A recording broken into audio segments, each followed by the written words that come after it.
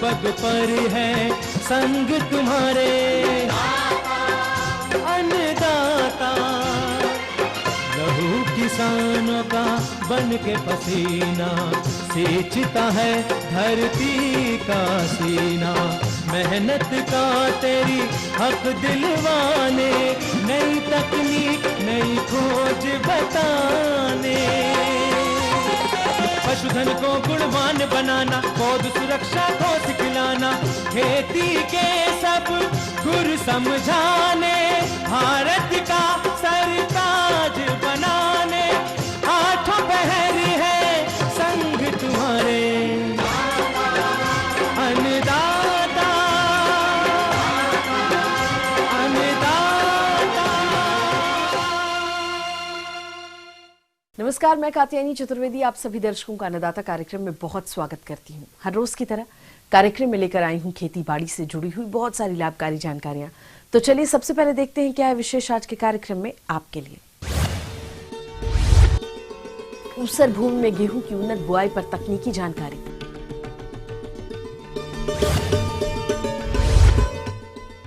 अधिक लाभ प्राप्त करने हेतु अरंडी की फसल में किए जाने वाले जरूरी कार्य। अधिक फलत के लिए अमरूद के बाग में जरूरी प्रबंधन।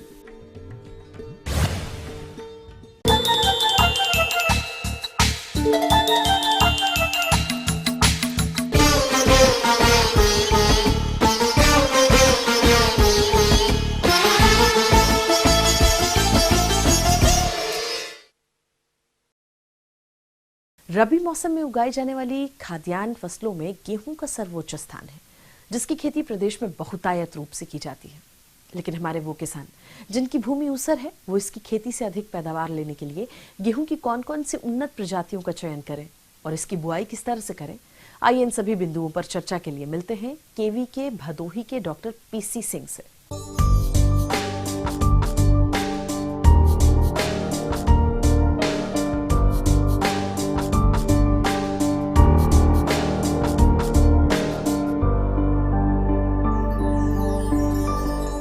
हमारा कृषि विज्ञान केंद्र भदोही जिले में स्थित है और यहाँ पे ऊसर प्रभावित क्षेत्र थोड़ा सा ज़्यादा है और जिलों की अपेक्षा। और अभी किसान भाई जो कि गेहूं की तैयारी में लगे हुए हैं, समय एकदम उपयुक्त आ रहा है। धान की कटाई के बाद जिनके यहाँ भी 8 से ज़्यादा पीएच की मात्रा है या ऊसर भूमि है, वो ऊसर प्रभावित क्षेत्रों के लिए गेहूँ की प्रजातियों का अलग से चुनाव कर लें, जिसके लिए हमारी करनाल से निकली हुई प्रजातियाँ हैं। तो इसकी KRL 210, 213 प्रजातियां हमारे यहाँ उपलब्ध हैं और KRL 19 भी एक प्रजाति है जो कि ऊसर प्रभावित क्षेत्रों के लिए उपयुक्त है। किसान भाइयों, अब आइए बात करते हैं खाद और उर्वरक की। तो आप सबसे पहले अपने खेत की मिट्टी की जांच करवाएं। इसके उपरांत जो परिणाम आए उसी के अनुसार आप इनका प्रयोग करें। लेकिन यदि हमारे किसान भाई किन्हीं कारणवश मिट्टी की जाँच नहीं करवा पाए तो वह जो संस्तुत मात्रा है उर्वरकों की, उसी का प्रयोग करें। इसमें आप सबसे पहले 10 से 12 टन प्रति हेक्टेयर की दर से सड़ी हुई गोबर की खाद का प्रयोग करें। इसके बाद 330 kilogram urea, 375 kilogram single super phosphate और 100 किलोग्राम MOP प्रति हेक्टेयर की दर से प्रयोग करें। अब बुवाई के समय यूरिया की आधी यानी 165 किलोग्राम मात्रा और अन्य उर्वरकों की पूरी मात्रा का प्रयोग करें। और जो बाकी 165 किलोग्राम यूरिया बचता है, उसका प्रयोग खड़ी फसल में करने के लिए उसको सुरक्षित रख दें। किसान भाइयों, अब बात आती है बीजोपचार की। तो आप सबसे पहले कार्बेंडाजिम दवा की 3 ग्राम मात्रा से प्रति किलोग्राम बीज को उपचारित कर लें। इसके बाद किसान भाइयों, आप अपनी फसल को मृदा जनित रोगों से बचाने के लिए बीज को ट्राइकोडर्मा विरिडी से उपचारित करें। बीज को शोधित करने के लिए ट्राइकोडर्मा का इस्तेमाल करना चाहिए 5 ग्राम प्रति किलोग्राम की दर से, इस हिसाब से। और बीज दर हमारा जो रहता है ऊसर भूमि में थोड़ा सा ज़्यादा रहता है, इसमें 120 से 125 किलोग्राम प्रति हेक्टेयर की दर से हम गेहूं की बुआई करते हैं। अगर हम सीड ड्रिल से बुआई करते हैं तो ये बीज दर हमारा 80 से 100 किलोग्राम प्रति हेक्टेयर आता है। इस हिसाब से लाइन से लाइन की दूरी 15 सेंटीमीटर, पौध से पौध की दूरी 4 से 5 सेंटीमीटर रखते हुए हम इसकी बुआई करते हैं। गेहूं में पेंडीमिथिलिन का बुआई से 1 हफ्ते के अंदर छिड़काव करते हैं, जिससे कि खरपतवार कम आते हैं। तो ये थी कुछ उपयोगी जानकारियां। एक छोटे से ब्रेक के लिए यहाँ रुकेंगे, जल्द लौटेंगे और कार्यक्रम में आगे है महत्वपूर्ण जानकारियां। बने रहिए हमारे साथ।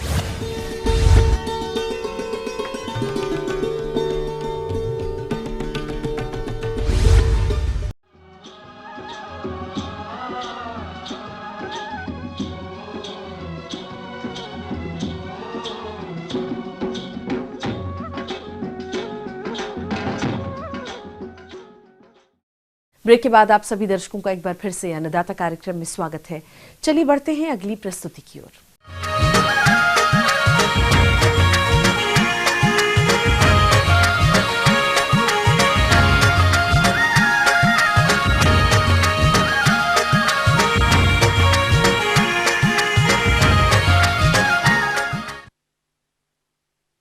तिलहनी फसलों के अंतर्गत हमारे जिन भी किसान भाइयों ने अरंडी की फसल जुलाई और सितंबर माह में लगाई थी, उनकी फसल इस समय बढ़वार और फलियां बनने की अवस्था लिए खेतों में खड़ी है। अतः आप फसल से आगे चलकर अच्छा उत्पादन प्राप्त करने के लिए इनमें कौन कौन से कार्यों को करें, इस बारे में विस्तार से जानकारी दे रहे हैं CSA कानपुर के एक विषय विशेषज्ञ डॉक्टर SK श्रीवास्तव।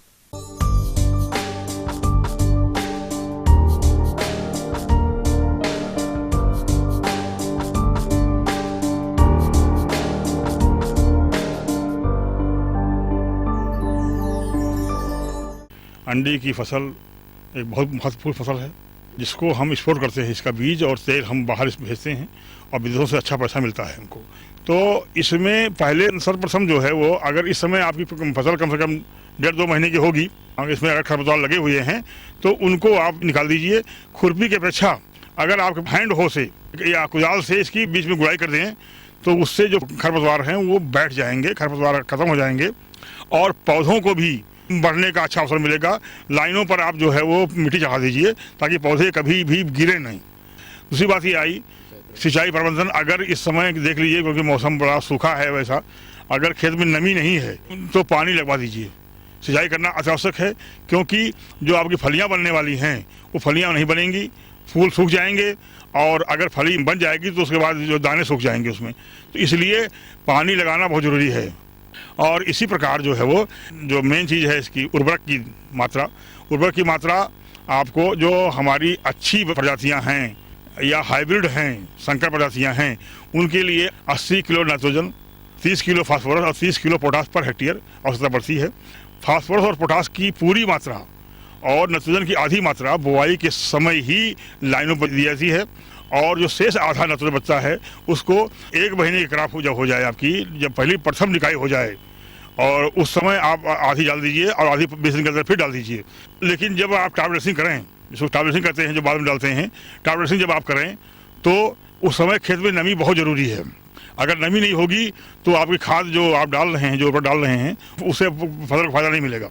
इसके बाद जो है वो फसल सुरक्षा में देखिए, अगर कीड़े लग रहे हों, अक्सर पत्तियों पर कीड़े लगते हैं इसमें, जो पत्तियों को खा जाते हैं, उसको सेमी लूपर कहते हैं। सूढ़ी होती है, काले सलेटी रंग की सूढ़ी होती है जो पत्तियों पर घूमती रहती है और पत्तियों को खा जाती है।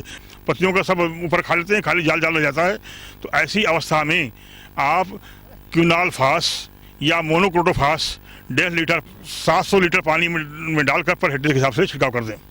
और अगर रोग लगा हुआ है, रोग इसमें आती है पत्तियों पर धब्बेदार रोग, तो अगर ऐसा रोग है, स्लेटी या काले रंग के धब्बे बनते हैं, अगर ऐसा है तो उस पे के लिए जिंक मैग्नीज कार्बामेट 2 किलोग्राम या जीरम 80% जो घुलनशील होता है, जीरम 2 तरह आते हैं, 80% जो इसमें घुलनशील मात्रा हो वो 2 किलोग्राम ले लीजिए और डाल दीजिए। और अगर लिक्विड में मिल जाता है जीरम, 27% घुलनशील लिक्विड मिलता है, तरल पदार्थ होता है, उसको आप 700 लीटर पानी में डाल करके और छिड़काव कर दीजिए।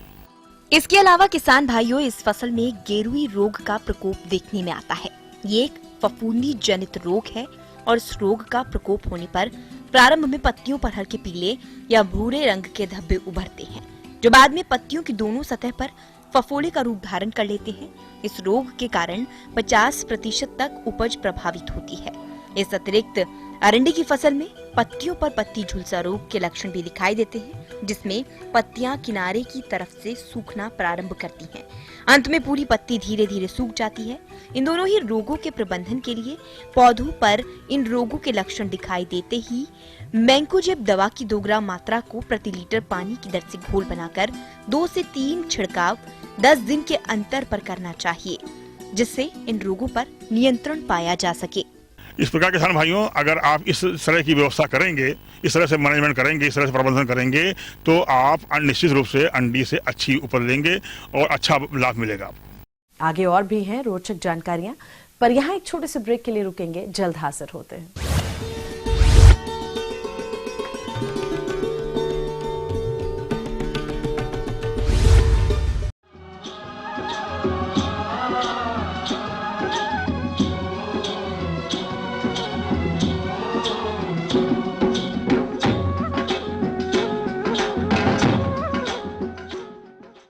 ब्रेक के बाद आप सभी दर्शकों का स्वागत है।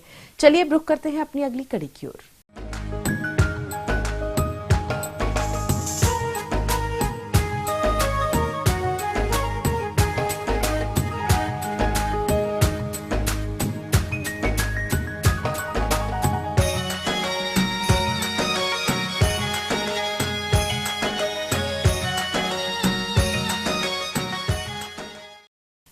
अमरूद के बाग प्रदेश में सभी क्षेत्र में देखने को मिलते हैं और जो भी किसान इनके बाग लगा रखे हैं उनके बागों में फलों का विकास हो रहा है।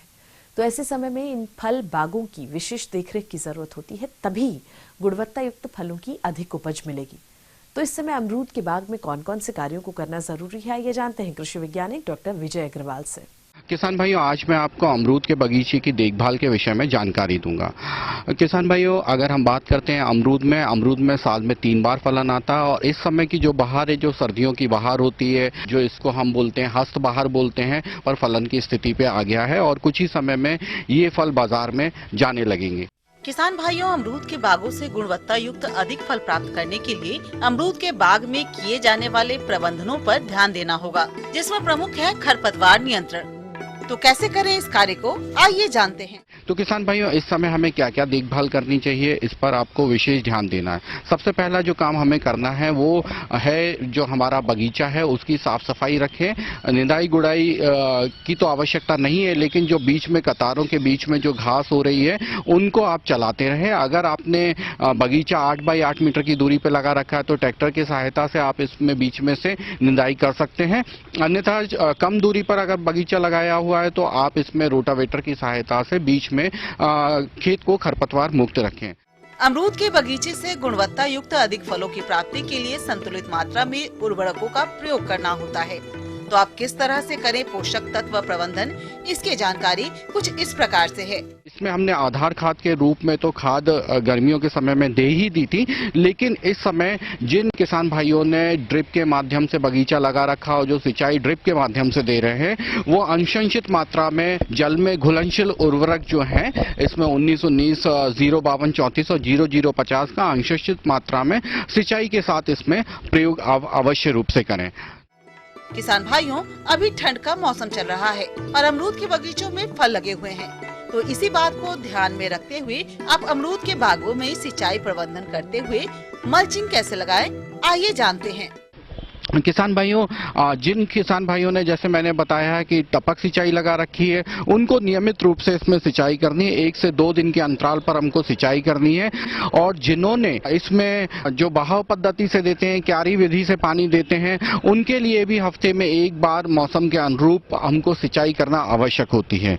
इसके बाद आप ध्यान रखें कि अगर आपने ड्रिप विधि से कर रहे हैं तो नीचे आप मल्चिंग का या प्लास्टिक मल्चिंग या प्लास्टिक की जो पलवार है या फिर धान की पुआल है, उससे आप जमीन को ढक दें, जिससे जो पौधों का जड़ों का जो क्षेत्र है वहां पर खरपतवार नहीं होंगे और जो पोषक तत्व आपने पौधों को दिए हैं वो अच्छी प्रकार से पौधों को मिलेंगे और उसका जो खरपतवार जो उसका बंटवारा कर लेते हैं वो नहीं हो पाएगा। अमरूद के फलों में फल मक्खी कीट का आक्रमण तो होता ही है, साथ ही साथ छाल खाने वाली इल्ली का भी प्रकोप होता है। तो आप किस तरह से करें इन कीटों का नियंत्रण, आइए जानते हैं।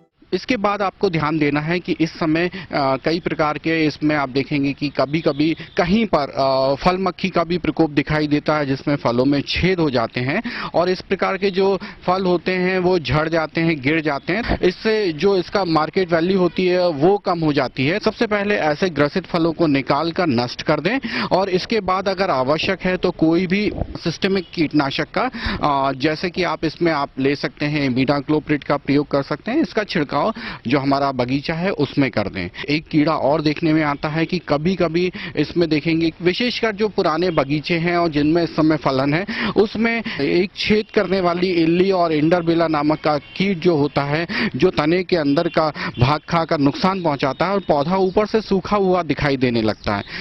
जो पौधा है उसके ऊपर जाला समान आपको दिखाई देगा, जहां से विशेषकर 2 शाखाएं जहां से जुड़ी हुई रहती हैं वहां पर इस प्रकार के छेद आपको दिखाई देते हैं। तो इस प्रकार से उसके जाले को साफ कर दें। उसमें जो छेद है उसमें कोई पतला तार डालकर उसको कीड़ा अंदर है उसको मार दें, और इसके अलावा क्लोरोपाइरीफॉस में एक जो कॉटन होता है या रुई होती है उसको भिगोकर उसके अंदर डालकर ऊपर से गीली मिट्टी से उसको भर दें। तो इस प्रकार से अगर इस प्रकार का कीट है तो उससे भी हमारी जो पौधे हैं उसको सुरक्षा मिलेगी, और पौधे में जो सूखने की समस्या आती है वो भी इसमें कम होगी।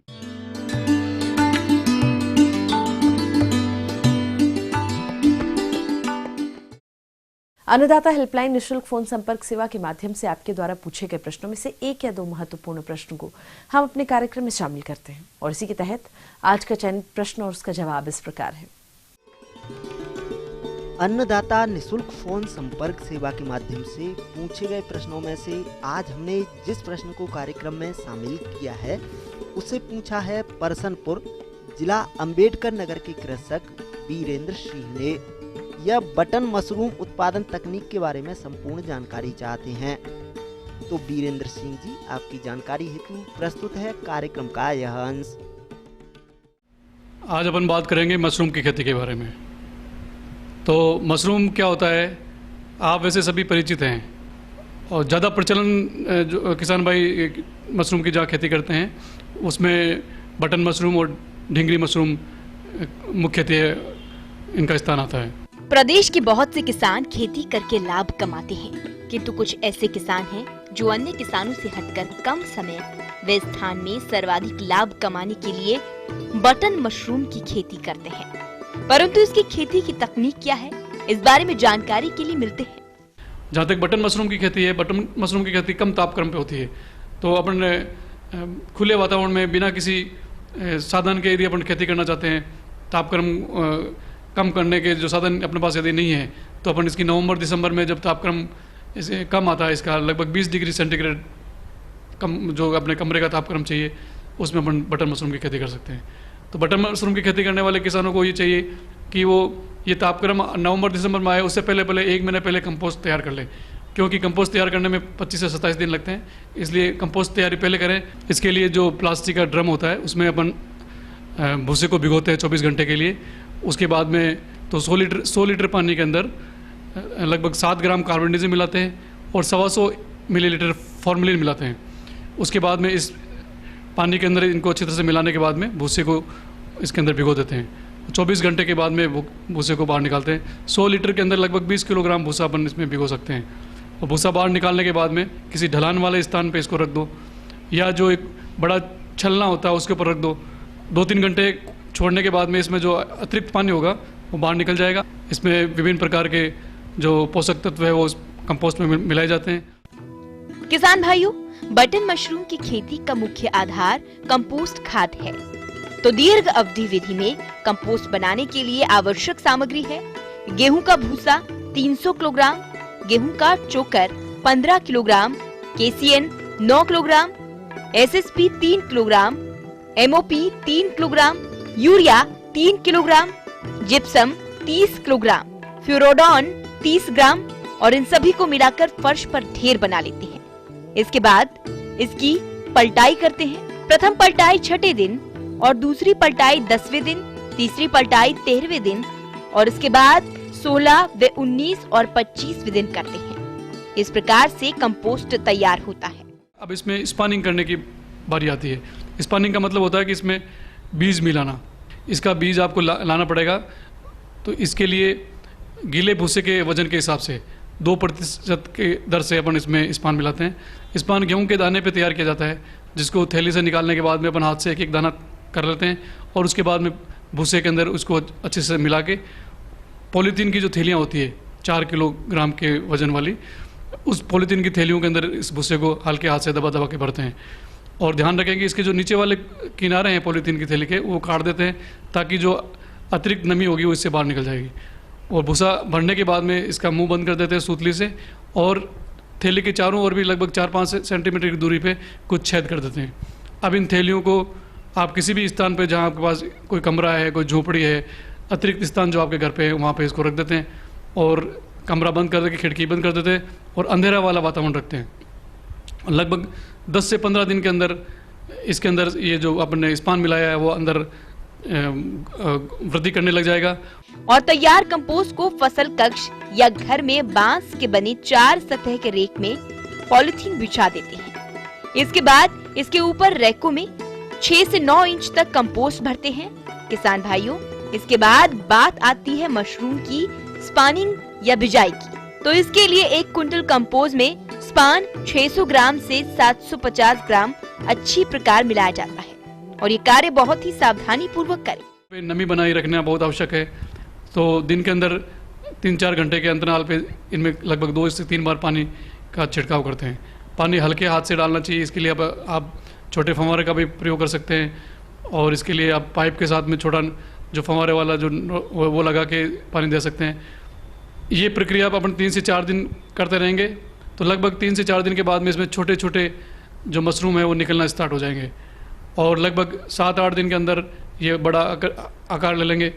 अब बात आती है किसान बटन मशरूम की तुड़ाई योग्य मशरूम की पहचान कैसे करें तथा तैयार मशरूम की तुड़ाई किस तरीके से करें कि अधिक फायदा हो। इसके बारे में सुझाव के लिए मिलते हैं। तो इनकी जो तोड़ने की उचित अवस्था है वो है कि लगभग ये 7-8 सेंटीमीटर व्यास के हो जाते हैं और इनके किनारे ऊपर से मुड़ने लगे उससे पहले इसको तोड़ लेते हैं।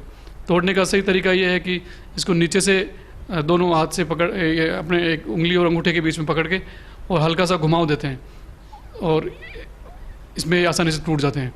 और हमेशा ध्यान रखें कि जो तुड़ाई का काम है वो पानी देने से पहले करें ताकि भूसा बिखरे नहीं। इस प्रकार से अपन इसकी तुड़ाई कर लेते हैं और तुड़ाई करने के बाद में जो इनके डंठल पे थोड़ा बहुत भूसा लगा रहता है उसको चाकू से हटा के और फिर इसको आप थैलियों में भर के और बाजार में अच्छे से बेच सकते हैं।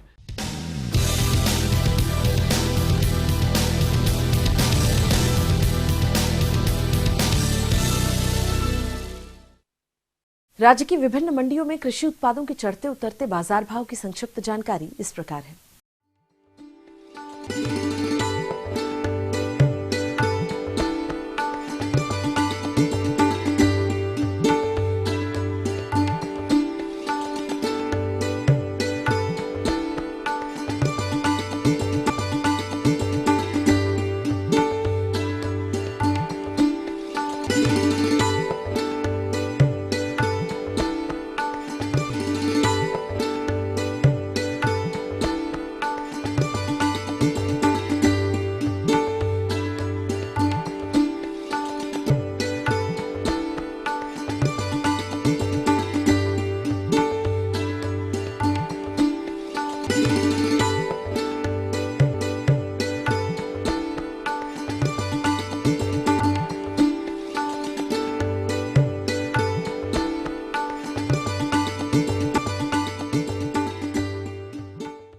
हम ये उम्मीद करते हैं कि आज का कार्यक्रम आप सभी दर्शकों के लिए बेहद उपयोगी रहा होगा।